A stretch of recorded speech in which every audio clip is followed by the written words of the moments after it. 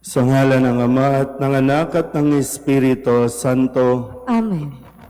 ang pagpapala ng ating Panginoong Jesucristo, ang pag-ibig ng Diyos Ama, at ang makikipagkaisa ng Espiritu Santo naway sumainyong lahat. At sumayo rin.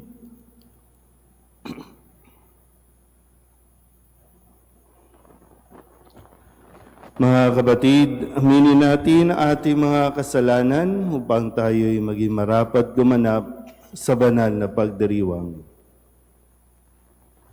Inaamin ko sa mga pangyarihang Diyos At sa inyo, mga kapatid, na lubha akong nagkasala sa isip, sa salita at sa gawa, at sa aking pagkukulang.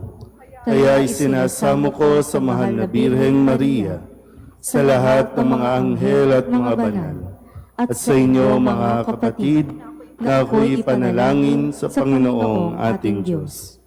Kawan tayo ng makapangyarihang Diyos, patawarin tayo sa ating mga kasalanan at patnubayan tayo sa buhay na walang hanggan. Amen. Panginoon, kaawaan mo kami. Panginoon, kaawaan mo kami. Kristo, kaawaan mo kami. Kristo, kaawaan mo kami. Panginoon, kaawaan mo kami. Panginoon, kaawaan mo kami. Manalangin tayo. Ama naming makapangyarihan, nililingap mo ang mga walang inaasahan kundi ikaw. Hindi maidarangal at hindi magiging banal ang sinumang sa iyo'y napapawalay. Dagdagan mo ang iyong kagandahang loob sa amin upang sa iyong pamumuno at pangangasiwang magiliw, mapakinabangan namin ang mga biyaya mo sa lupa bilang pagkakamit na namin sa makalangit mong pagpapala sa pamamagitan ni Jesucristo kasama ng Espiritu Santo magpasawalang hanggan. Amen.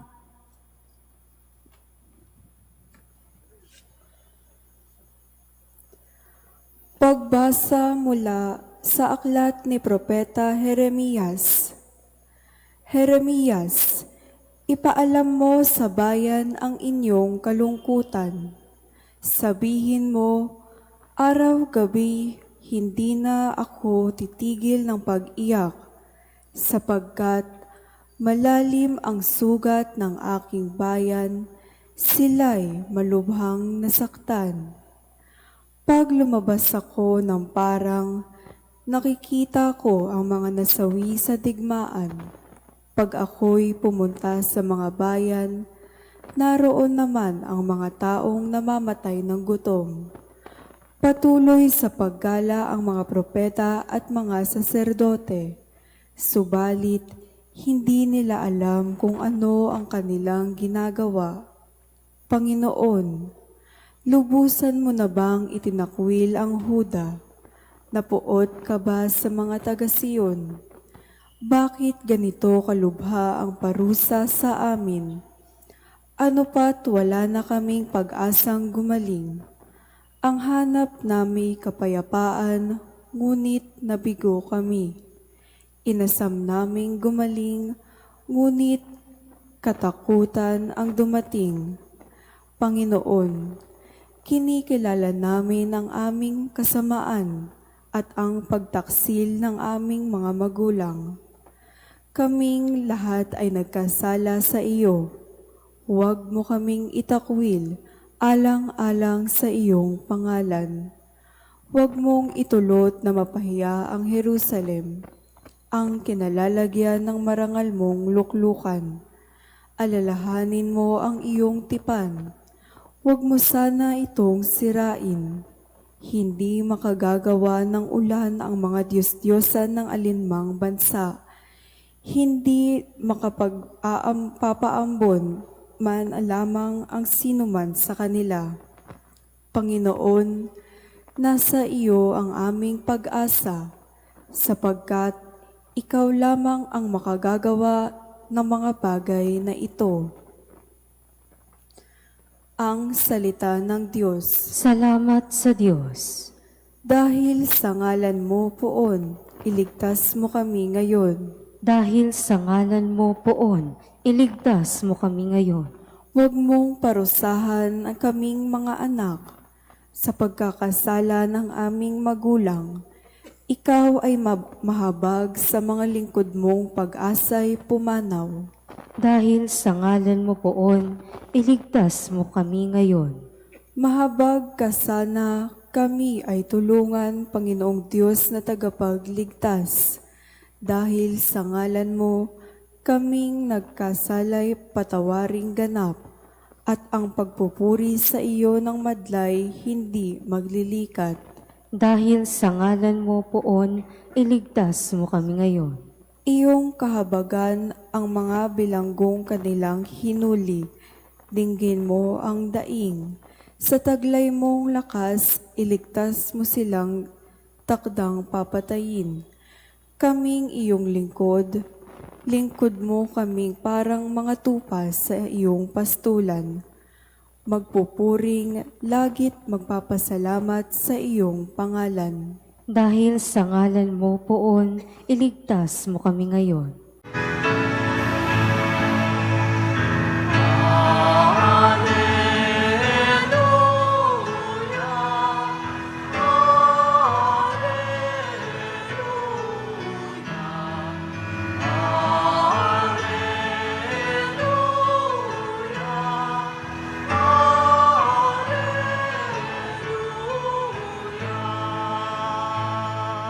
Salita ng Diyos ang buto na tanim ni Hesukristo upang tumubo sa tao.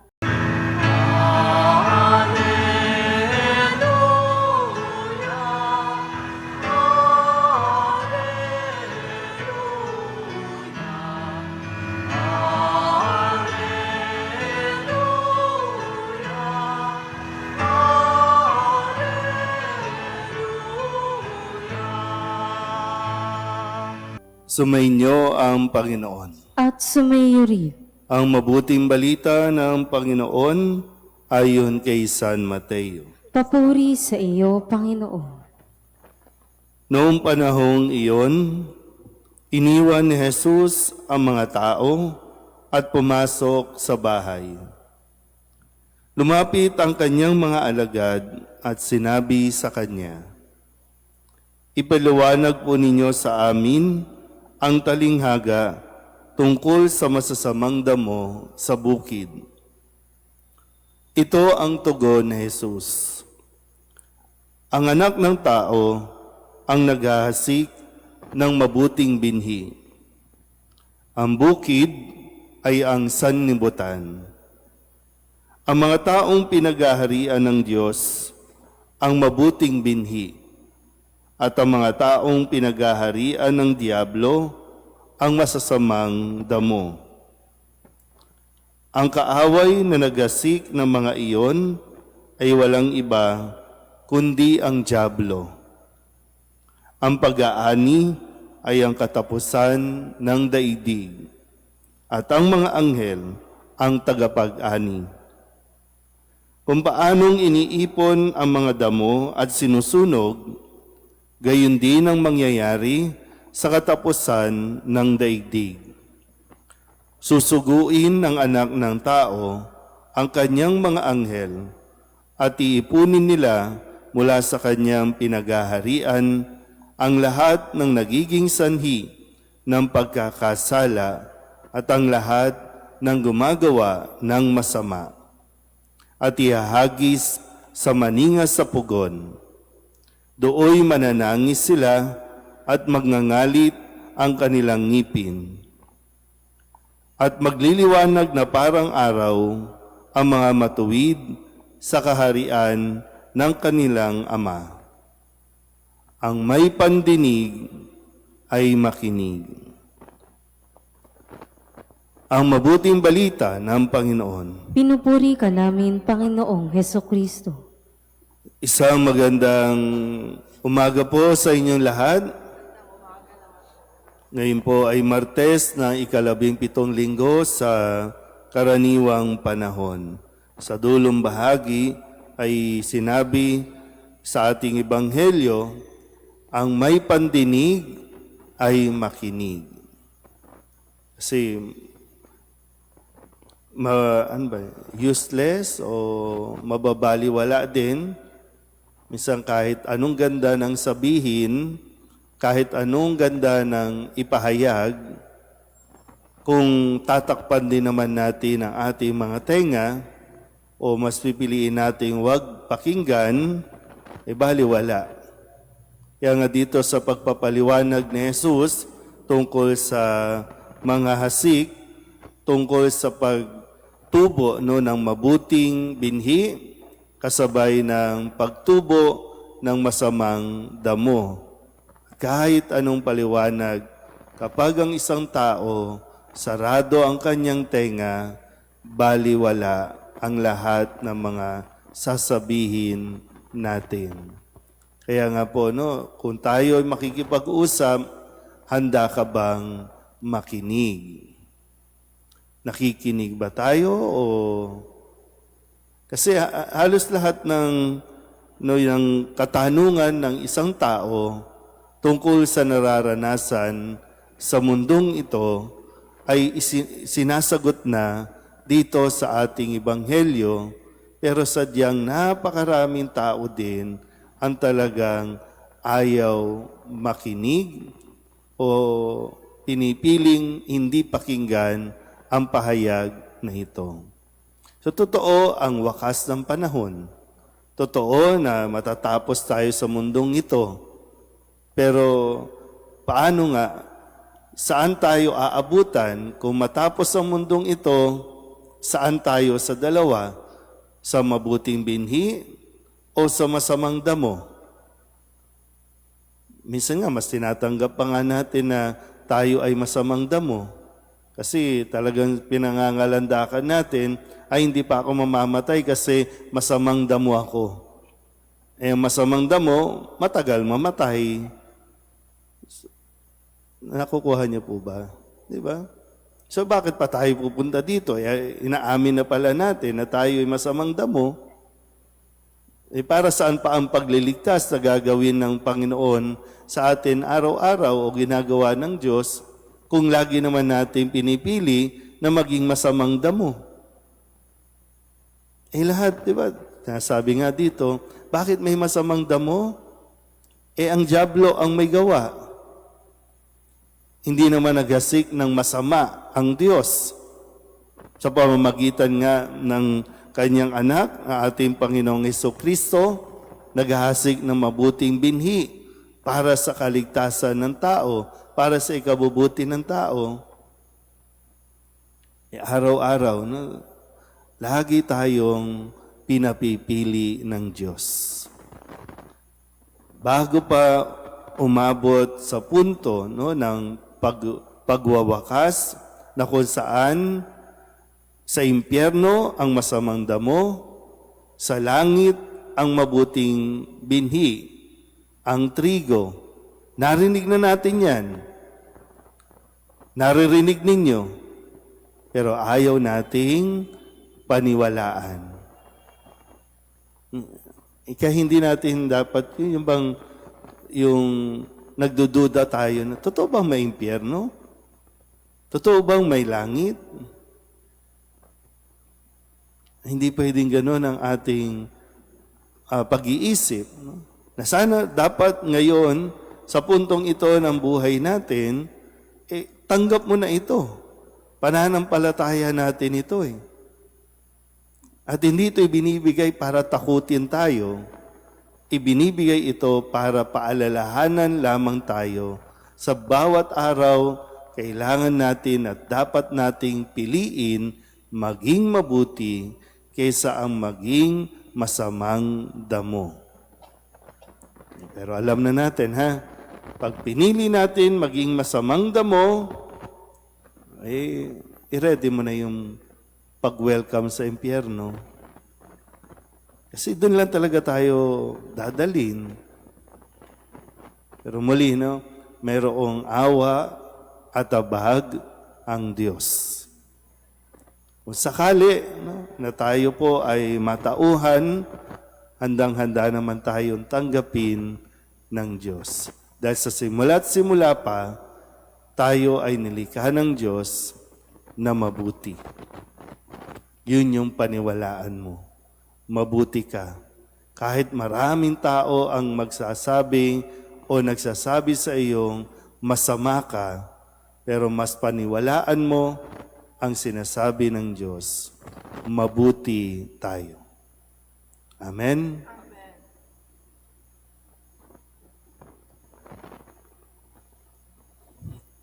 Tinuruan tayo ni Kristo kung paano tayo makapasok sa kaharian ng langit. Idalangin natin ang pagdating ng kaharian ng langit dahil nababatid nating sumasa atin ng Espiritu Santo na nagpapatnubay sa ating mga panalangin. Ang ating itutugon, Diyos ng kabutihan, gawin mo kaming ganap sa iyong pamamaraan. Diyos ng kabutihan, gawin mo kaming ganap sa iyong pamamaraan. Ang mga lingkod ng simbahan naway tumalima sa kalooban ng Diyos at asamin ang kabutihan ng kanilang pinaglilingkuran. Manalangin tayo sa Panginoon. Diyos ng kabutihan, gawin mo kaming ganap sa iyong pamamaraan. Ang mga pinagkatiwalaang magdulot ng katarungan at maisakatuparan ang mga batas, naway tumingin kay Kristo bilang bukal na karunungan. Manalangin tayo sa Panginoon. Diyos ng kabutihan, gawin mo kaming ganap sa iyong pamamaraan. Tayo naway maghintay sa panahon ng pag-aani ng Diyos at huwag tayong manghusga ng ating kapwa. Manalangin tayo sa Panginoon. Diyos ng kabutihan, gawin mo kaming ganap sa iyong pamamaraan. Ang mga matatanda, naway ating maalalayan sa pamamagitan ng ating pagiging maalalahanin at palakaibigan. Manalangin tayo sa Panginoon. Diyos ng kabutihan, gawin mo kaming ganap sa iyong pamamaraan. Upang mamayani ang kapayapaan sa gitnang silangan at buong mundo, at ipag-adya nawa ang sangkatauhan sa karahasan, kasakiman, at pang-aabuso ng kapangyarihan na nagdudulot ng paghihirap at kamatayan sa marami. Manalangin tayo sa Panginoon. Diyos ng kabutihan, gawin mo kaming ganap sa iyong pamamaraan. Upang ang lahat ng mga nagdurusa dahil sa kalupitan ng digmaan ay daglian ng makaranas ng kapayapaan at mabuhay ng may kapanatagan at kalayaan. Manalangin tayo sa Panginoon. Diyos ng kabutihan, gawin mo kaming ganap sa iyong pamamaraan. Ang mga namatay, naway tipunin ng Diyos bilang ani ng kaharian. Manalangin tayo sa Panginoon. Diyos ng kabutihan, gawin mo kaming ganap sa iyong pamamaraan. Dulog din natin sa Panginoon ang ating mga personal na kahilingan, mga panalangin para sa ating mga pamilya, kasama din ang mga kahilingan ng mga nanonood sa online. Lahat ng mga misang pasasalamat, special na intensyon, agarang paggaling ng mga may sakit, ng lahat ng mga kaluluwa, na inihiling na ipagdasal sa misang ito.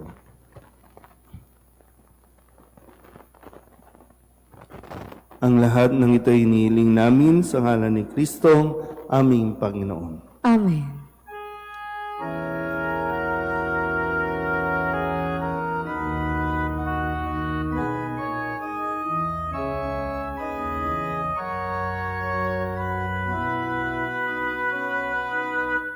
Handog namin sa iyo, Ama,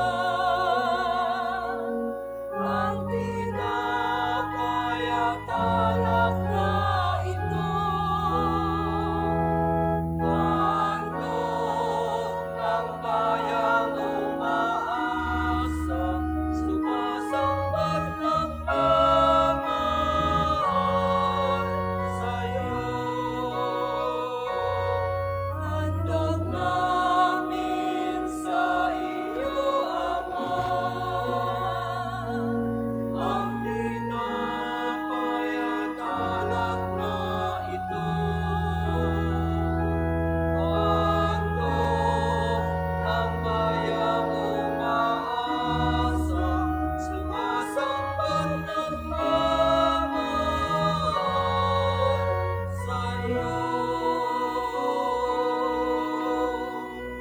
Manalangin kayo mga kapatid upang paghahain natin ay kalugdan ng Diyos samang makapangyarihan. Tanggapin nawa ng Panginoon itong paghahain sa iyong mga kamay, sa kapurihan niya at karangalan sa ating kapakinabangan at sa buong sambayanan niyang banal. Ama naming lumikha, tanggapin mo ang mga alay na sa iyo rin nagmula at ngayoy aming inihahanda sa iyong dambana upang sa aming ginaganap na pagdiriwang ang iyong paglingap ay magtaguyod sa tanan at magpabanal sa aming pamumuhay sa kasalukuyan at mag-akay sa amin sa ligayang walang katapusan sa pamamagitan ni Jesucristo kasama ng Espiritu Santo magpasawalang hanggan. Amen. Sumainyo ang Panginoon. At sumayo rin, Itaas sa Diyos ang inyong puso at diwa. itinaas na namin sa Panginoon. Pasalamatan natin ang Panginoong ating Diyos. Marapat na siya ay pasalamatan. Ama naming makapangyarihan, tunay ngang marapat na ikaw ay aming pasalamatan. Ikinalugod mong likain ang sanlibutan na iyong pinagbabago at idinarangan sa pamamagitan ng iyong anak na kinalulugdan, kaya't utang na loob ng iyong mga itinatangi at ng mga banal na kapiling mong lagi ang iyong paggiliw at pagkakandili. Kaya kaysa ng mga anghel na nagsisiawit ng papuri sa iyo, nang walang humpay sa kalangitan, kami nagbubunyi sa iyong kadakilaan.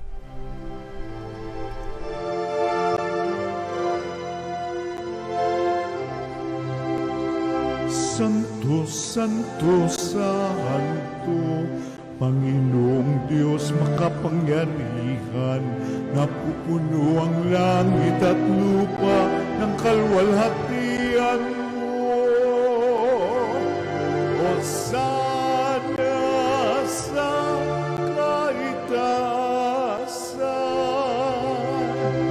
pinagpalang na paririto sa ngalan ng Panginoon. Hosana sa kaitaasan.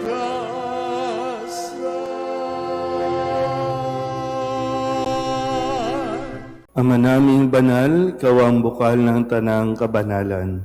Kaya't sa pamamagitan ng iyong Espiritu, gawin mong banal ang kaloob na ito upang para sa aming maging katawan at dugo ng aming Panginoong Hesu Kristo.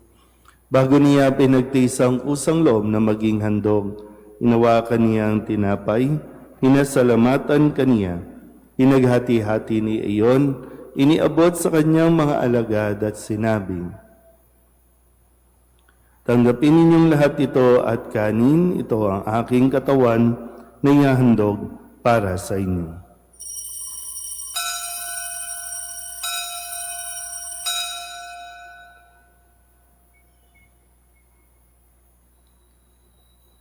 Gayun din naman nung matapos ang hapunan, hinawakan niya ang kalis, muli kaniyang pinasalamatan. Iniabot niya ang kalis sa kanyang mga alagad at sinabi, "Tanggapin ninyong lahat ito at inumin. Ito ang kalis ng aking dugo, ng bago at walang hanggang tipan. Ang aking dugo na ibubuhos para sa inyo at para sa lahat sa ikapagpapatawad ng mga kasalanan.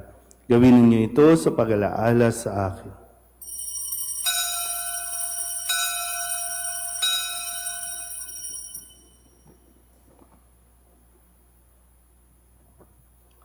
Ipagbunyi natin ang misteryo ng pananampalataya. Si Kristo'y namatay, si Kristo'y nabuhay, si Kristo'y babalik sa wakas ng panahon. Ama, ginagawa namin ngayon ang pag-alaala sa pagkamatay at muling pagkabuhay ng iyong anak, kaya tiniaalay namin sa iyo ang tinapay na nagbibigay buhay at ang kalis na nagkakaloob ng kaligtasan. Kami nagpapasalamat dahil kami iyong minarapat na tumayo sa harap mo para maglingkod sa iyo. Isinasamo namin kami magsasalo-salo sa katawan at tugo ni Kristo ay mabuklod sa pagkakaisa sa pamamagitan ng Espiritu Santo. Ama, lingapin mo ang iyong simbahang laganap sa buong daigdig. Puspusin mo kami sa pag-ibig kay San Leon na aming Papa at ni Jose na aming Obispo at ng Tanang Kaparian. Alalahanin mo rin ang mga kapatid naming nahimlay na may pag-asang sila'y muling mabubuhay, hindi ng lahat ng mga pumanaw. Kawaan mo sila at patuloyin sa iyong kaliwanagan. Kawaan mo at paginapating kaming lahat na makasalo sa iyong buhay na walang wakas. Kaysa ng mahal na Birheng Maria na ina ng Diyos, ng kabiyak ng puso niyang sa San Jose, kaysa ng mga apostol at ng lahat ng mga banal na namuhay dito sa daigdig ng kalugod-lugod sa iyo, may pagdiwang nawa namin ang papupuri sa kararangal mo sa pamamagitan ng iyong anak na aming Panginoong Hesukristo. Sa pamamagitan ni Kristo, kasama niya at sa Kanya, ang lahat ng parangal at papuri ay sa iyo, Diyos amang makapangyarihan, kasama ng Espiritu Santo, magpasawalang hanggan.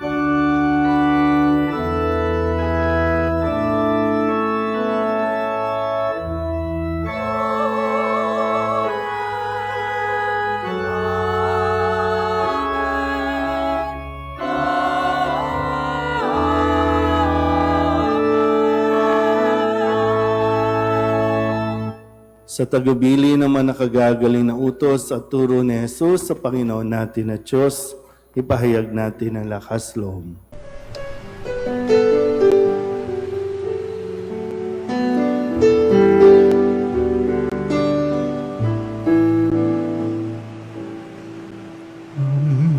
Namin sumasalang ka, sambahin ang ngalan mo, mapasamin ang kaharian mo, sundin ang loob mo dito sa lupa para nang sa langit. Bigyan mo po kami ngayon ng aming kakanin sa araw-araw at patawarin mo kami sa aming mga sala, para ng pagpapatawa namin sa nagkakasala sa amin, at huwag mo kaming ipagdulot sa tukso,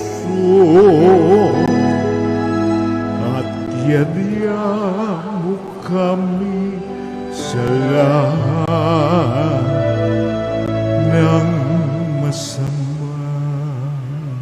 Hinihiling namin kami ihadya sa lahat ng masama, pagkalooban ng kapayapaan araw-araw, iligtas sa kasalanan at ilayo sa lahat ng kapahamakan, samantalang aming pinananabikan ang dakilang araw ng pagpapahayag ng tagapagligtas naming sa Hesukristo. Sapagkat iyo ang kaharian at ang kapangyarihan at ang kapurihan magpakailanman. Amen. Panginoong Hesukristo, sinabi mo sa iyong mga apostol, kapayapaan ang iniiwan ko sa inyo, ang aking kapayapaan ang binibigay ko sa inyo.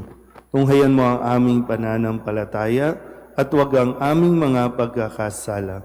Pagkalooban mo kami ng kapayapaan at pagkakaisa ayon sa iyong kalooban, kasama ng Espiritu Santo, magpasawalang hanggan. Amen. Ang kapayapaan ng Panginoon ay laging sumainyo. At sumayo rin. Mabigayan tayo ng kapayapaan sa isa't isa.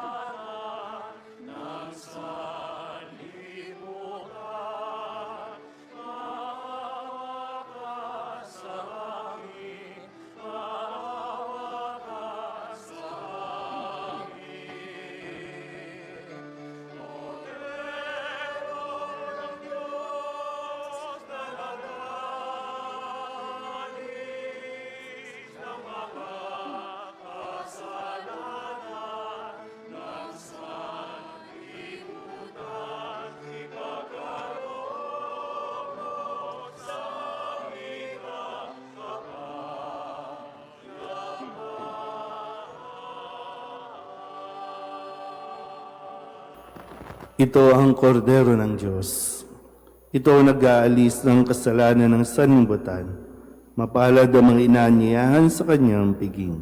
Panginoon, hindi ako karapat-dapat na magpatuloy sa iyo, ngunit sa isang salita mo lamang ay gagaling na ako.